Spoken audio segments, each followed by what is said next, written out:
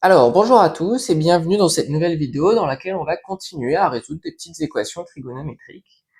On va en résoudre deux et par rapport aux vidéos précédentes, que vous pouvez aller voir d'ailleurs si vous ne les avez pas encore vues, eh bien par rapport à ces vidéos, on va augmenter un petit peu le niveau de difficulté parce que dans les vidéos précédentes, on avait des équations du type cosinus de quelque chose est égal à un nombre ou bien sinus de quelque chose est égal à un nombre.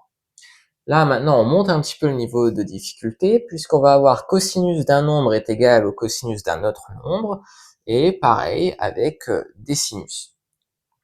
Et donc, on va utiliser une propriété du cours, qui est que deux nombres ont le même cosinus si et seulement si, eh bien, ils sont égaux, donc à un nombre de tours près, donc plus 2 capi, avec k un entier relatif, ou ils sont opposés, avec toujours un nombre de tours entiers supplémentaires qui est permis. Pourquoi c'est vrai? Eh bien parce que il y a une propriété, enfin si on regarde le cercle sans chercher à se souvenir des propriétés, on peut le comprendre avec un petit dessin. Si on prend un angle x et son opposé moins x, eh ben les deux angles ont le même cosinus. On va avoir le même genre de propriété pour la partie sinus, sauf que cette fois-ci, on va avoir que deux nombres ont le même sinus si et seulement si, eh ben, ils sont égaux, donc bah, ça c'est assez logique. Bon, je recopie pas à chaque fois k appartenant à z, ou bien, alors là c'est pas qu'ils sont opposés, là c'est si on veut le même sinus, par exemple si on prend un angle x, donc le sinus de x il est là, et le nombre qui a le même sinus, eh ben il est ici sur le cercle. Et ça correspond à l'angle pi moins x. Donc, où a est égal à pi moins b plus 2 capi. Et donc, on va appliquer ces deux formules aux deux équations et vous allez voir que ça va très bien se passer. Donc là, la première équation, si on l'appelle E1 par exemple, eh bien, on va avoir E1 qui est équivalente à 3x est égal à x plus pi sur 3 plus 2 capi, k appartenant à z, ou 3x est égal à moins x moins pi sur 3 plus 2 capi avec k qui appartient à z. Bon, je crois que je vais arrêter de recopier à chaque fois les k appartenant à z, mais il faudrait le faire dans une copie. Je verrai après si j'ai le courage ou non. Allez, on va dire que oui, parce que c'est important d'être très rigoureux. Donc là maintenant, on isole x. Donc là, on ramène ce x à gauche, ça fait 2x, et puis on divise par 2.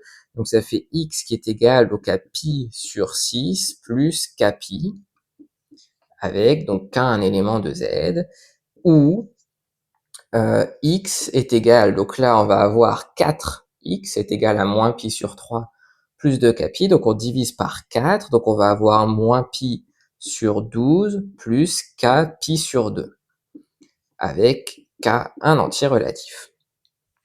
Donc au final, il y a deux types de solutions, les nombres de cette forme-ci ou les nombres de cette forme-là. Et ça, en termes d'ensemble de solutions, eh bien, ça va s'écrire comme l'union de deux ensembles, l'ensemble des nombres de la forme pi sur 6 plus kpi, avec les nombres de la forme moins pi sur 12 plus kpi sur 2. Et c'est terminé pour la première équation. On s'occupe de la deuxième. Donc là, bon, bah, logiquement, celle-ci, on va l'appeler E2. Et donc, E2, ça serait équivalent à dire que bah, les angles sont égaux à un nombre de tours près.